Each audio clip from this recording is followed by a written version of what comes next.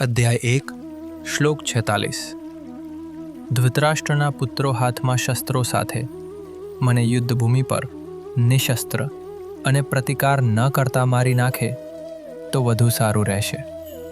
અર્જુન હવે ચોક્કસપણે શ્રીકૃષ્ણને પરિસ્થિતિ પર પોતાનો અંતિમ નિર્ણય આપી રહ્યો છે. તે સંપૂર્ણ અહિંસા અપનાવવા માંગે છે. તે તો એ હદ સુધી પણ કહે છે કે જો ધૃતરાષ્ટ્રના પુત્રો તેને નિશસ્ત્ર હોય ત્યારે મારી નાખે તો તે વધુ સારું રહેશે. તે એમ પણ કહે છે કે યુદ્ધમાં ભાગ લેવો એ દેશની આધ્યાત્મિક સંસ્કૃતિની વિરુદ્ધ હશે. હકીકતમાં કર્મના ફળ અને ચિંતાએ અર્જુનને નિરાશ કરી દીધો છે અને તે ચિંતાની સ્થિતિમાં આવી ગયો છે. હવે યુદ્ધમાં લડ્યા પહેલા હારી જઈને સંન્યાસ લેવા અર્જુન વિચારી રહ્યો છે.